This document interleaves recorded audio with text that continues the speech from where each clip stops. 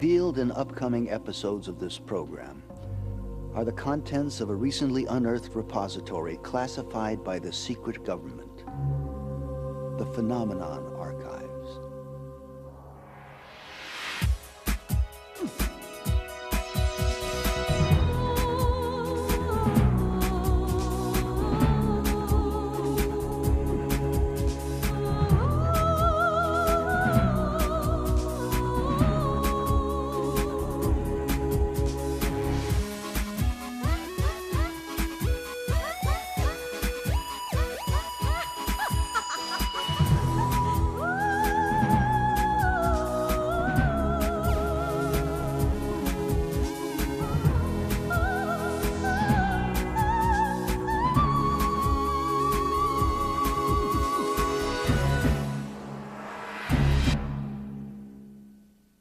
Many of us would like to believe that the achievement of greatness is rewarded, if not monetarily, then certainly through the even eyes of history.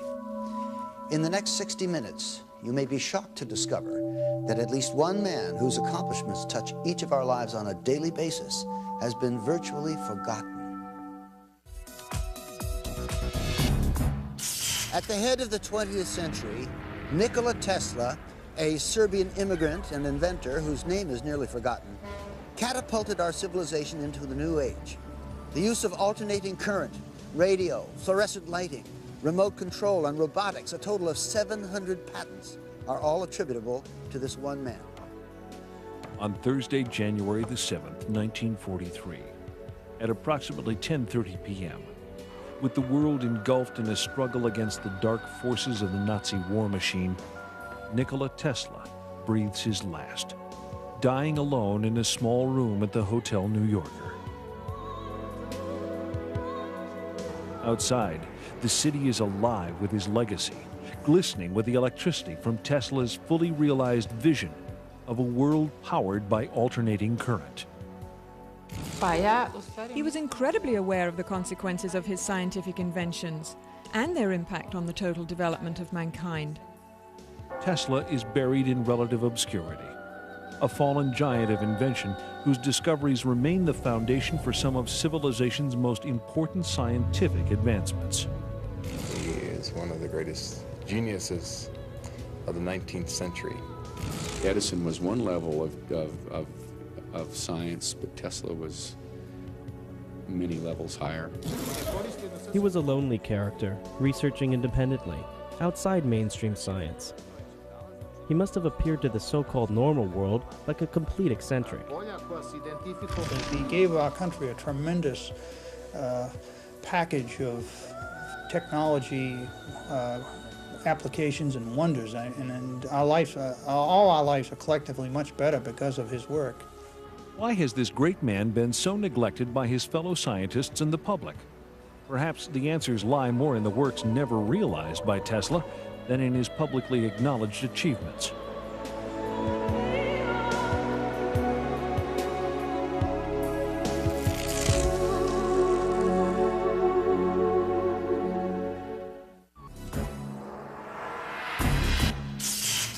Legend has it that Nikole Tesla was born at the stroke of midnight in 1856 in the midst of a dazzling electrical storm. As a young man, his greatest aspiration was to harness the power of Niagara Falls. He achieved that dream, and in so doing, popularized alternating current. Now, already a half-century after his death, a mystery surrounds Tesla. His contributions, which were great and many, have descended into obscurity. Why? Nikole Tesla was a humanitarian, a U.S. patriot, and yes, an unbridled genius. Though he has most often been personified as the quintessential mad scientist, perhaps his only real misdeed was being born ahead of his time. Tesla, a Serb, grew up in a small village in Croatia, the son of a strict clergyman and a brilliant, inventive mother. With a photographic memory and the ability to learn 6 languages by the age of 18, Tesla soon assumes his path in life as a gifted inventor. He has an uncanny ability to visualize his inventions, to assemble, test, and disassemble them to exacting dimensions, all in his mind, either while awake or in his dreams. From the time he was an early child, Tesla had the capability to visualize something so intensely and so vividly that he simply couldn't tell the difference between that and a real object. In 1884, Nikola Tesla emigrates to the United States. Virtually penniless, he presents himself to Thomas Edison and is hired immediately. Okay, Tesla, consider yourself introduced. But when Tesla describes to Edison his intricate plans for alternating current and a polyphase motor system far more efficient than Edison's direct current system, Edison recognizes Tesla as a potentially dangerous competitor. You know, Edison just didn't want anybody to get ahead of him, even if he had a better system. And this is the way it is when you get aggressive people working. They will destroy each other. A prize is offered to anyone who can harness and transmit energy from Niagara Falls to Buffalo, New York. Edison does everything in his power to discredit alternating current and Tesla. Alternating current is a danger to human life. Start the generator.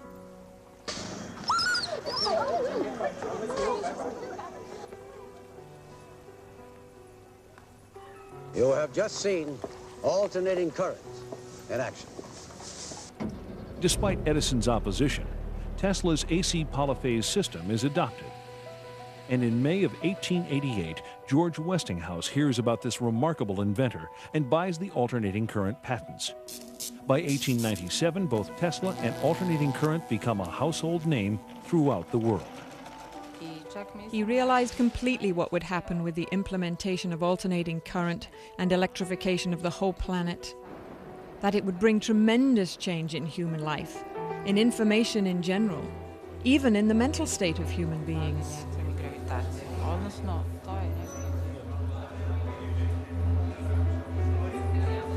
Despite his new notoriety, Tesla is a pure inventor, a great dreamer, and does not actively pursue the commercial exploitation of his ideas.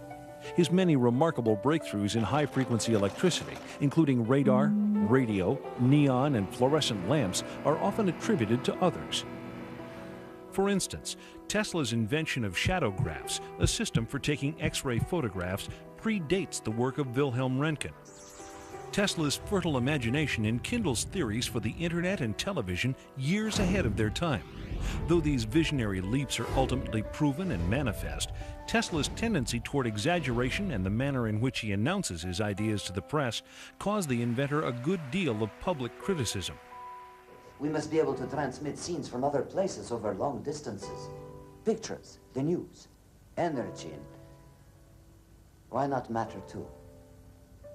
Now we must liberate thought. We must set it free of limitations that space and time impose on it, and yet keep its principal characteristics, now and in future centuries.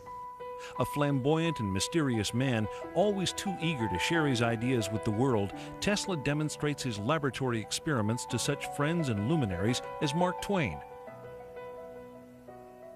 The man was socially capable of hobnobbing with the most elite people in the world at the time, Mark Twain, Westinghouse, J.P. Morgan, and from his acquaintances was able to finance some of the most spectacular experiments in history. As a publicity stunt, Tesla would sit in his laboratory while massive bolts of electricity danced about him. Without the use of wires, these airborne streamers would freely illuminate the lamps held in Tesla's hand. And Tesla was the first person to really show how to transmit wireless energy through the air to ignite electrical bulbs or electrical tubes. They were fluorescent tubes, which he had in the room. These tubes would respond to different frequencies. So if he produced one frequency, one group of bulbs would light, and if he produced another frequency, another group of bulbs would light. In 1898, while perfecting his patents for the invention of wireless radio transmission, Tesla's laboratory mysteriously burns to the ground. This fire destroys thousands of hours of work, setting the inventor back years and costing him personally over $1 million. Tesla is horrified by the extent of the damage, but his is a resilient spirit. For while the hardware lay in cinders, Tesla's remarkable mental abilities enabled him to begin the process of recreating his work. In 1899, Tesla moves to Colorado Springs to experiment with terrestrial and atmospheric waves. Out on the prairie, he pursues his passion for discovering sources of free energy, both above and below the surface of the Earth. While investigating a phenomenon known as the Schumann cavity, he develops his theories for tapping limitless sources of power that all people of the world may share. Surrounding the Earth, there's a cavity that resonates at about 8 cycles per second. And this cavity exists between the Earth we're standing on now and the bottom of the ionosphere, about a 60-kilometer gap. And this three-dimensional resonant cavity, in that cavity, you can transmit power, electromagnetic energy, at 8 hertz with almost no attenuation. The Schumann cavity is pumped or fueled at this time with megawatts of power from the lightning strokes that are occurring many times a second on a worldwide basis. It's rather like a child who's playing with a tetherball. Tesla was so creative, he envisioned using his power transmitter to spank the ball, put a great big ball of electricity, if, by analogy, a pulse of electricity in the ionosphere, and it would very weakly distribute itself all the way around the world. And when it came around the other side, just at the right moment, he would spank it again with another pulse of electricity, and he'd keep doing this until the accumulated energy was so great that it would be a resource to be pulled back out of the sky by a proper antenna. Tesla's idea was to be able to provide power equally to all people on Earth. At this time, there are 2 to 3 billion people on this planet that can't go home at night and turn on the lights. We can. The people that can are living in poverty. Tesla saw that there was a division between the have and the have-nots, and he was determined to make electrical power equally available to all people on this planet as a gift. Tesla develops the technology at Colorado Springs to produce astonishingly high voltages and currents. When the switch is thrown, ghostly sparks dance inside the lab, while on the copper ball atop the antenna, thick blue lightning crackles upward over 100 feet into the sky. Thunderclaps are heard over 15 miles away. It is one of the great inventor's crowning achievements, man-made lightning. At Colorado Springs, he had a 56 kilovolt ampere Westinghouse transformer that George Westinghouse gave to him, and it had various taps on it up to 55,000 volts. And through the amplification of this transformer into his magnifying transmitter, he's able to actually blowing up the Colorado Springs, some of the generators in the power at Colorado Springs plant at a distance of about 25 miles away. Originally, it was thought that he generated or used so much power from the utility company that burned out a couple of their generators. Since then, there's been some conjecture that actually he was picking up more energy from the surrounding air at that high altitude, and it was feeding back into the generator, and you cannot feed electrical energy back into a generator, and that's what blew him out. And they wouldn't sell him any more power until he and his assistant went down and repaired the generators. Tesla determines that waves of energy in the Earth can be used to transmit power to any point on the globe. In laboratory tests, he successfully demonstrates the illumination of wireless lamps many miles from the laboratory. But his experiments also produce more ominous possibilities. Alpha waves in the human brain are between 6 and 8 hertz. The wave frequency of the Schumann cavity resonates between 6 and 8 hertz. All biological systems operate in the same frequency range. The human brain's alpha waves function in this range, and the electrical resonance of the Earth is between 6 and 8 hertz. Thus, our entire biological system, the brain and the Earth itself, work on the same frequencies. If we can control that resonant system electronically, we could directly control the entire mental system of humankind. Tesla, aware of the awesome power this aspect of his discovery might unleash, decides to keep it under wraps. With the success of the Colorado experiments, Tesla moves back to New York City. After courting several financial backers, he is introduced to J.P. Morgan, the infamous banker and international financier. Morgan is convinced by Tesla's promise that he can, quote, build a world broadcasting system that will earn millions. Inspired by the earlier works of genius attributed to Tesla, the business-savvy Morgan invests $150,000. Though he must concede 51% ownership in his radio patents to the fabulously wealthy industrialist, Tesla nevertheless proceeds with his construction of the legendary Wardenclyffe Tower in 1900. Wardenclyffe laboratories were built by Tesla to try to prove his dream, his radio transmission of power. First it started off, he told his backers it would be just voice communication, but his real dream was power. Soon thereafter, with Wardenclyffe in the midst of construction, Tesla receives a report that Guglielmo Marconi has successfully completed a trans-ocean radio transmission. Morgan threatens to pull out. Rather than admit defeat, Tesla expands on his original idea for Wardenclyffe, transforming it into the pilot project for his long-envisioned global power and communications system. Tesla promises Morgan that he can erect a system of towers that will pull down energy from the ionosphere, making it possible to transmit electricity throughout the world without wires. In short, free energy for everyone. Tesla was called a nut because Tesla also said that he could generate without any fuel, without any solar energy, without any wind power, he could generate electrical power, and he did do that. And that was something that the fuel companies didn't want to have happen. He was also able to broadcast electrical power through the air without any wires.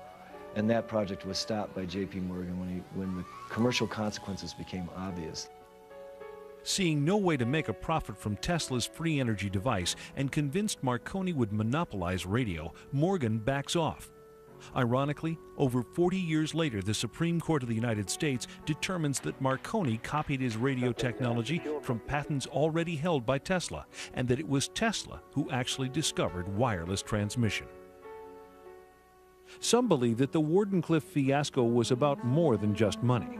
They say Tesla himself scuttled the plant out of fear that in the wrong hands, the potential power generated by Wardenclyffe could bring lasting harm to the people and the planet.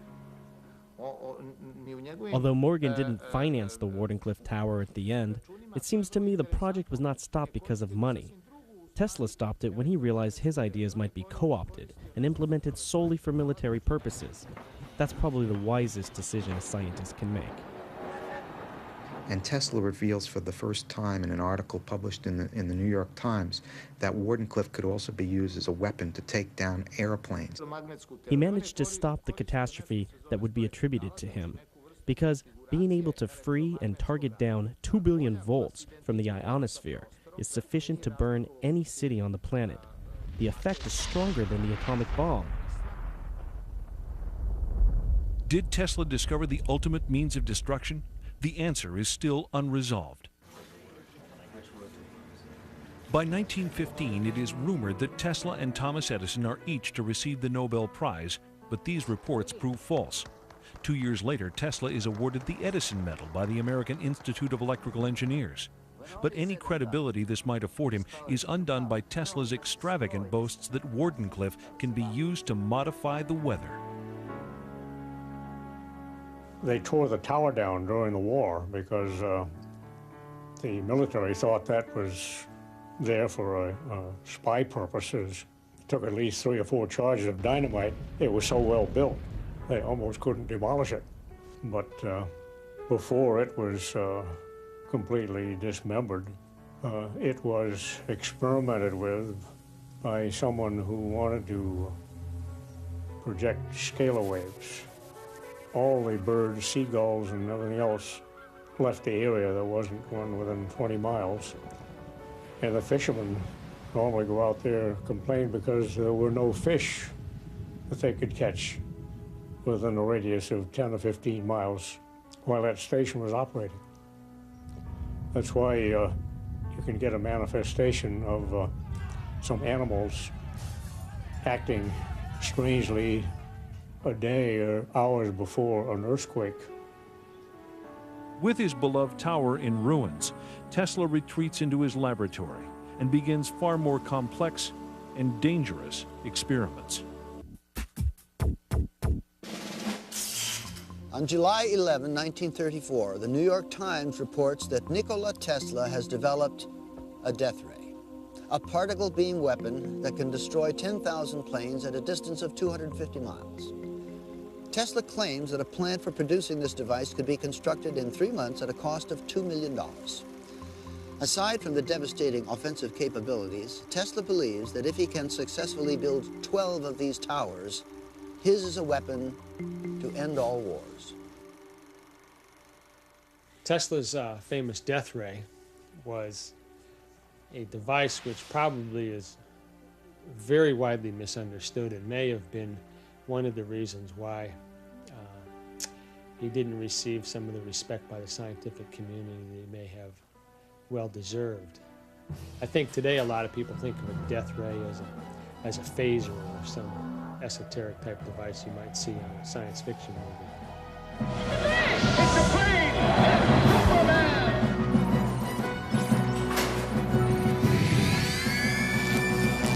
Tesla's claims terrify the public, but fascinate Hollywood.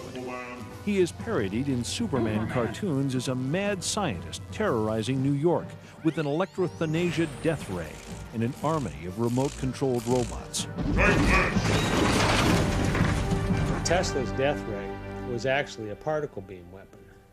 A particle beam weapon which he had developed in the 30s. It was based on the principle of electrostatic acceleration of minute particles of charge, similar to work being done by the Department of Defense. The basic concept is that you take a particle, a micro projectile it's called, and through the use of high voltage, you accelerate it to great velocities. The velocity being very high, the particle doesn't have to be very big to do a lot of damage. If you get a stream of these things being accelerated and projected, you will do substantial damage. You'll be able to knock down a missile in space, for instance. With only 12 such plants strategically placed around the United States, Tesla claims his teleforce can be used to keep the United States safe from all foes. With the world on the verge of World War II, the United States government takes an active interest in the Tesla death ray. Because he was a patriot, he offered this system to the United States government. The United States government developed and worked and engineered this particle beam weapon beginning in the 40s. We don't know what the extent of the research was or where it went from there, but we do have declassified documents released under the Freedom of Information Act that demonstrate the U.S. government's extreme interest in Tesla's particle beam weapon. The New York Times states that Tesla's death ray, which can send concentrated beams of particles through the air and cause armies of millions to drop in their tracks, is the most important of Tesla's inventions. But in an unprecedented decision, Tesla makes the exploitation of his invention by any single government impossible. He distributes the plans in proprietary segments, like the pieces of a jigsaw puzzle. He gave it to the English, Canadian, American, and Russian governments so that they had to sit down together to collaborate if they wanted to realize the whole invention. He realized that people are not conscious enough to handle this information. That's why Tesla put these governments into mutual dependability. There's some evidence that Tesla had given the plans to the Russians who were on our side at that time. In the 1970s, Aviation Week showed an article on the Russian particle beam weapon, and Tesla's particle beam weapon didn't surface until about 10 years later when Andrija Puharich brought it out, and the schematics exactly matched the Russian particle beam weapon. Head of U.S. Air Force Intelligence, Major General George Keegan, describes the Soviet system. And what comes out of the end of this little magnetic tube are pulsed proton beams, 100 billion electron volts, each at energy levels at 10 to the 10 joules. That's just simply more energy than any man has ever conceived of in the United States. And then you have to bend that beam, and you have to burn it through the atmosphere, and you have to find an object to aim it at. Nikola Tesla sent a proposal to Russian scientists and engineers on May 16, 1935, concerning high voltage and the acceleration of charged particles. He received a list of follow-up questions from them in November of that year. Military scholars contend that the Soviets achieved a 100% Star Wars defense by 1968. We had learned through very sensitive sources that the Soviets in 1977 would test in space the most powerful laser in history, 10 times more powerful than any laser we have under development in the U.S. Finally, when I became Chief of Air Force Intelligence, my first act of office was to put out an order stating that this device and this development would be the #1 priority in Air Force Intelligence. So we set up a meeting with 40 or 50 of the top nuclear scientists in the free world, from Edward Teller on down. And these scientists, for 6 years, under a $60 million secret project called Project Seesaw, had been trying to develop an electron beam to shoot down ICBMs, and they'd failed. And now, both in the White House and in the Department of Defense, there is an embarrassed silence as the technicians and scientists on both staffs, now having examined the massive body of research we did in the Air Force, suddenly realize that they may have misinformed the American public. Was President Ronald Reagan merely attempting to catch up with the Soviets in his development of the Strategic Defense Initiative? All we can do is make sure that technology becomes the ally and protector of peace, that we build better shields rather than sharper and more deadly swords. In so doing, maybe we can help to bring an end to the brutal legacy of modern warfare. As a result of America's delays in weaponry development, Tesla's discoveries are only now, nearly 100 years later, being adapted for both offensive and defensive purposes. The latest development? Space-based particle beam satellites. The paper which showed the technology to make the anti-war machine was eventually published in the proceedings of the International Tesla Society. So it's in the public domain now, how to do it. And what is uncanny is that when one knows today's Star Wars program and the beam weaponry that has been selected, it is almost identical to what was proposed by Tesla. At the time that I came across the documents, I took it to experts in the aerospace field and asked them to look at his technique for generating high voltages. At the time, the aerospace firm I was working with was working on particle beam technology, and they had a study group that was working on proposals to give to the government on directed energy weapons. I gave that proposal to the Advanced Projects Research Team and asked them to consider it. The only word that I ever got back from them was that they said it was interesting, and they would say no more. Tesla certainly spoke of a very large series of very powerful weapons. I think that's a reasonable thing, and let's approach it this way. Certainly I'm on record as saying the weapons exist and that several nations have weaponized them. We know that the Russians very early on were interested in things like free energy right out of the vacuum, and they were interested in weapons. What became of Tesla's weapon? It's never been heard from since. It may be something that's in a closet somewhere. It may be something that's used. It may be in orbit. We don't know. There is no question today that the Soviet Union has these weapons. And if what I put together is correct, and I'm absolutely convinced it is, 3 other nations of the world also developed those weapons and resoundingly checked the Soviet Union. The other 3 are friendly to the United States, not hostile. And I think that played one great part in the fall of the Soviet Empire. 3 other nations today are indeed working on what I call the Tesla weapons, or really scalar electromagnetic weapons. And these nations are not really friendly to the U.S. at all. So it's a much more dangerous world that has emerged.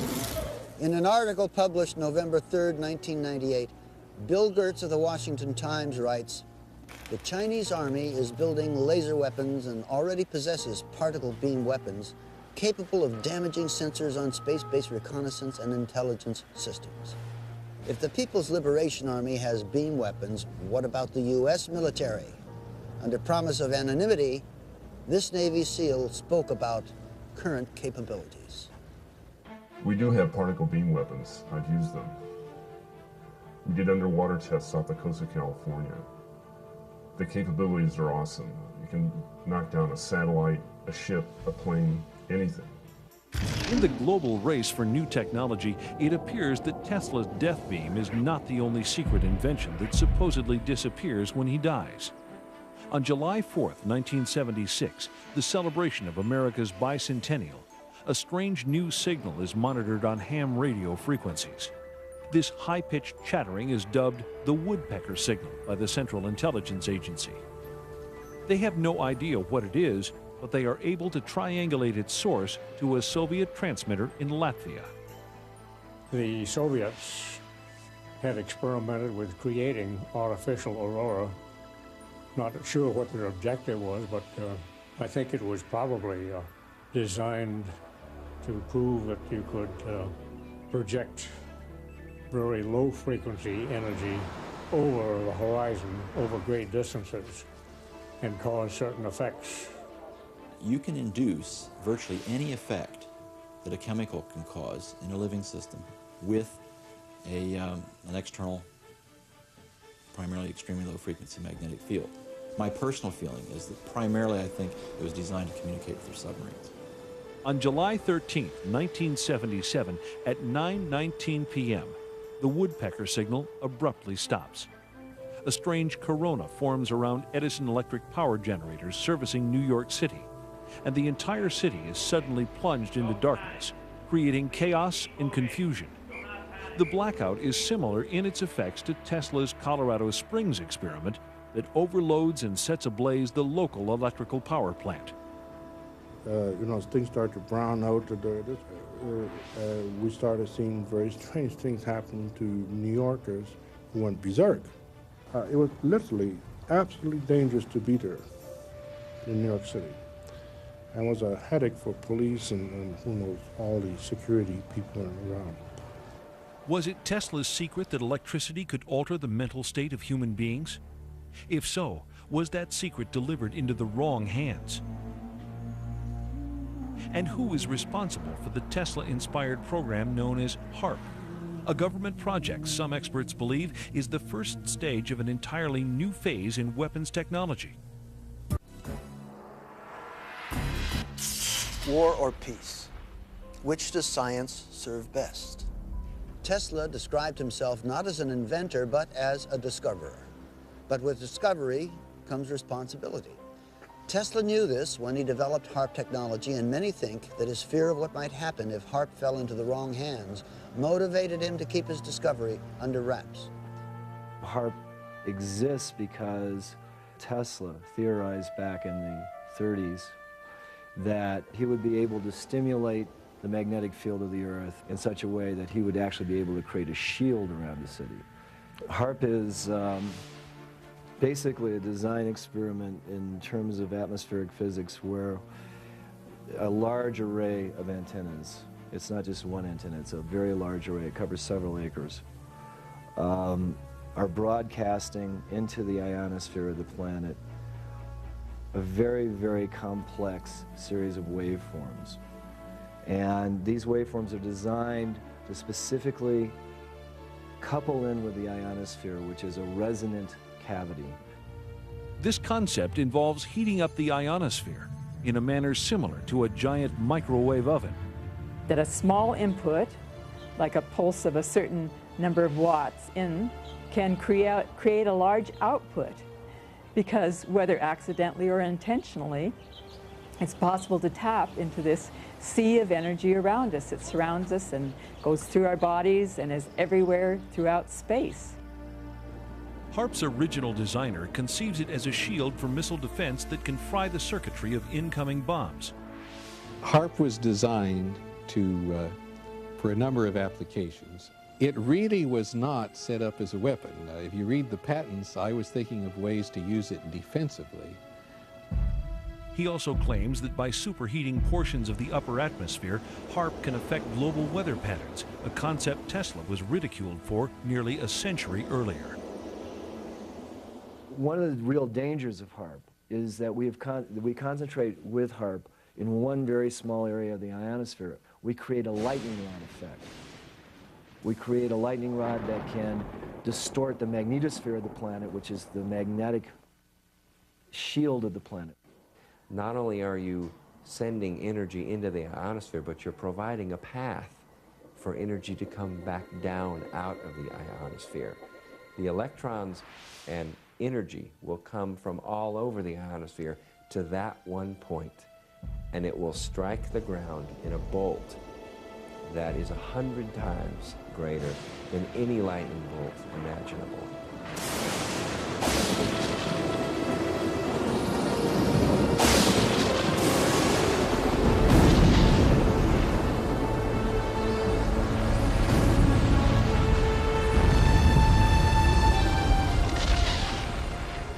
Kind of like 3 or 4 Mount St. Helens volcanoes going off each second.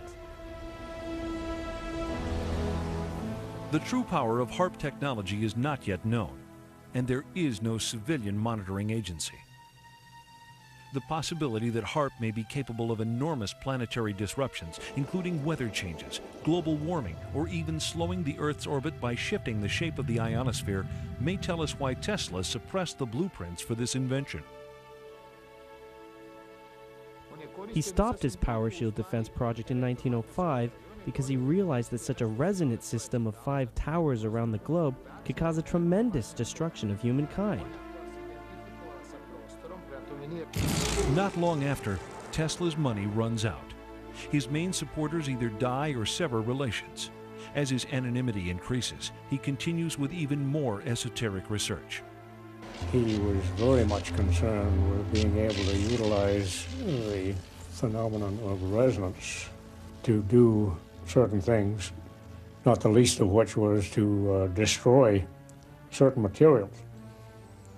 And that was evidenced later on by that experiment he did on Wall Street, where the new building, steel building, was going up, and he tried out one of his resonators, nothing more than a mechanical vibrator. It was battery operated, and set up a resonance in the steel beams to the point where it kept building up, like pushing a kid on a swing, you know, keep pushing, and a little push will take it a lot further every time.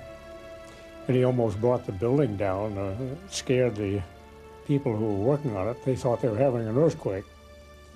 And they went down and called the police and everything else. Tesla got a little bit scared and picked up his equipment, put it in his pocket, and went home. He had one other unfortunate incident, which today we would laugh at, but was very serious at the time. He picked up radio signals from space. You know, we know today, of course, that planets radiate RF noise and so forth. But when he announced this, it just caused a sensation, and all the scientists said immediately, "What a kook, you know, what a idiot." There were rumors you went to Colorado Springs in order to contact Mars. Is that true? I never intended to. However, I recorded certain electrical impulses of unknown origin, and these were repeated at constantly timed intervals. It's possible they were a kind of signal from space. And did you in turn send them a message? Ask the Martians that question. Mr. Teslе, That's all today. No more questions, please. They got to thinking, I'm sure, well, he's talking crazy now. He's feeding pigeons in the park, and he's got this crazy idea of transmitting signals to Mars. And Tesla is so advanced in his thinking, so sensitive and eccentric, that few of his colleagues understand his work. He is perceived as snobbish and overconfident. He was ostracized, I think, primarily because of his difference and because of his radical statements and because of his pronouncements of great systems. They didn't have the foggiest notion of what he was talking about. Nikola Tesla saw many of his inventions scrutinized, then adopted by the military. However, it becomes apparent that as a citizen of the planet, Tesla ultimately serves a much higher authority. He met Swami Vivekananda in New York City in the late 1890s. Swami Vivekananda was probably the first yogi to come to this country with Eastern philosophy and present it to the West.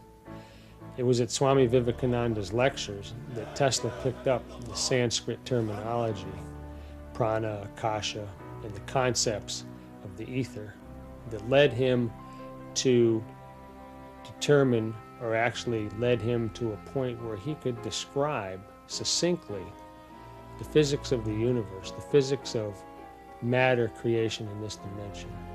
In many of his letters, he wrote that if he were to choose a religion, it would be Buddhism. All his stories about his journeys in other worlds, about dreams, about machines that operated in his imagination, were manifestations similar to the experience of the shamans. It was known that his solutions came during a dream. Tesla's view of the universe, his cosmology, if I might call it that, is based on viewing life from a spiritual point of view. And it was in the science of the ancient works of the Vedas where he found the spiritual terminology to describe what he saw manifest in the physical world. What leads Tesla to this spiritual awakening may never be known. But it is not uncommon among those forward-thinking patrons of discovery, people like Robert Oppenheimer, father of the nuclear bomb, or Albert Einstein, that in the end they recognized the singular perfection of the interconnected and life-imbuing system of our planet.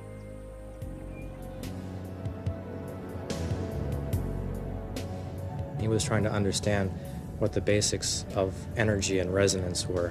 What is the nature of the energy that's in the cosmos? What's the basic essence of the energies that come through nothingness to give us something? I think those were the questions that Tesla was intrigued with. When Tesla dies at the age of 87, his legacy of over 700 important patents slip into obscurity, forgotten by nearly everyone except the U.S. government. Tesla's possessions are sequestered in a government warehouse for 10 years following his death. Official reports confirm that the collection was microfilmed during this period. When contacted, however, no government agency revealed any information regarding these microfilms. After a decade, the government officially denies the existence of any secret weapons technologies included among the Tesla papers. Rumors nevertheless persist to this day. Whatever may have befallen Tesla's undeveloped discoveries, the inventions that remain contribute daily to our science, our medicine, and our environment. Perhaps this is what Tesla ultimately envisioned. Perhaps the missing secrets of Nikola Tesla are right where they belong.